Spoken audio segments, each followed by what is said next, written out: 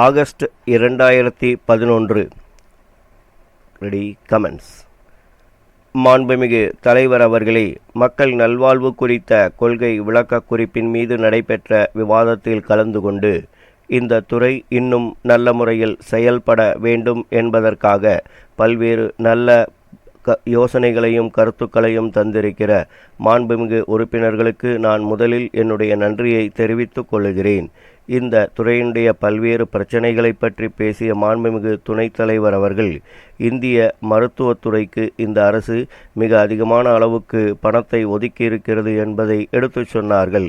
அந்த பாராட்டுதலுக்கு நான் என்னுடைய நன்றியை தெரிவித்துக் கொள்கிறேன். அதே நேரத்தில் பல்வேறு யோசனைகளையும் அவர்கள் தெரிவித்தார்கள். சித்த மருத்துவத்திற்கு என்று தனியாக ஒரு பிரிவு வேண்டும் என்று இந்த அரசு மத்திய அரசோடு வாதாடி கொண்டிருக்கிறது என்பதையும், அந்த முயற்சியிலே நிச்சயமாக வெற்றி பெறுவோம் என்பதையும் நான் இந்த நேரத்தில் எடுத்துக்காட்ட கடமைப்பட்டிருக்கிறேன். சென்னையிலே அறிஞர் அண்ணா மருத்துவமனைக்கு உரிய மூலிகை பண்ணையை நிர்வகிக்கும் பொறுப்பை வேளாண்மை துறையிடம் ஒப்படைத்தால் அதனால் நல்ல பலன் ஏற்படும் என்ற கருத்தை தெரிவித்தார்கள். இது குறித்து தற்போது நாம் மேலும் 5 மூலிகை பண்ணைகளை துவக்க இருக்கிறோம் என்பதை நான் இங்கே குறிப்பிட விரும்புகிறேன். இந்த மூலிகை பண்ணைகளுக்கு என்றே தனியாக ஒரு வாரியம் அமைத்து அதன் நிர்வாக பொறுப்பை வேளாண்மை துறையில் நல்ல பயிற்சி பெற்ற ஒருவரிடம் ஒப்படைக்க இருக்கிறோம் என்பதை தெரிவித்துக் கொள்கிறேன். அடுத்து, ஆரம்ப சுகாதார நிலையங்களை பற்றி குறிப்பிட்டு ஆண்டு ஒன்றுக்கு 14 ரூபாய் மதிப்புள்ள மருந்து தரப்படுவது போதுமா என்று உறுப்பினர்கள் கேட்டார்கள். ஒரு ஆரம்ப சுகாதார நிலையத்திற்கு ஆண்டு ஒன்றுக்கு இந்த மதிப்புள்ள மருந்துடன் அங்கே நடமாடும் மருத்துவ குழு இருக்கிற நிலையில் மேலும் பல மருந்துகள் வழங்கப்படுகின்றன.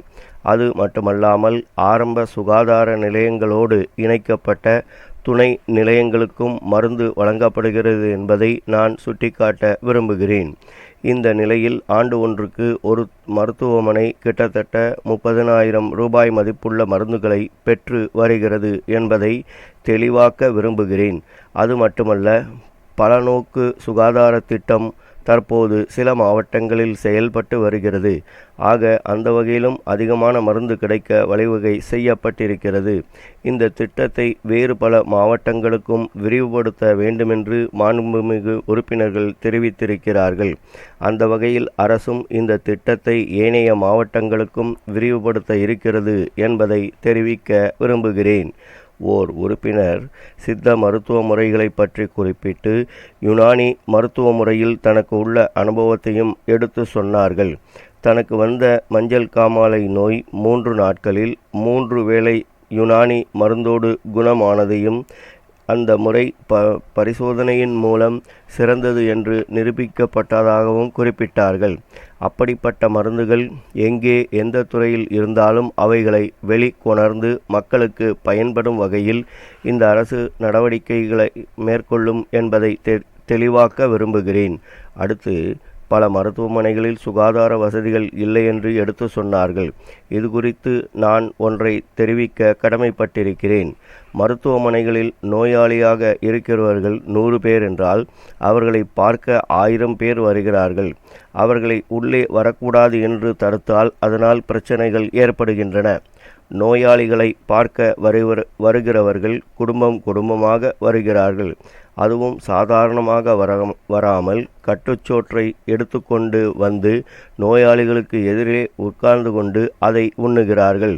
தங்களுடைய குழந்தைகளுக்கும் ஊட்டி விடுகிறார்கள். அவர்களை கேட்டால் வெகு தூரத்திலிருந்து வந்துவிட்டதாகவும் தங்கிவிட்டுதான் போக வேண்டுமென்றும் பிடிவாதமாக சொல்லுகிறார்கள். ஆகவே பொதுமக்கள் ஒத்துழைத்தால் நிச்சயமாக மருத்துவமனைகளிலே நல்ல சுகாதாரத்தை ஏற்படுத்த முடியும் என்பதை சுட்டிக்காட்ட விரும்புகிறேன். மிக நல்ல முறையிலே தமிழகத்தில் உள்ள அத்தனை மருத்துவமனைகளையும் மாற்ற அரசு தயங்காது என்பதை இன்றைக்கு எடுத்துக்கூற ஆசைப்படுகிறேன்.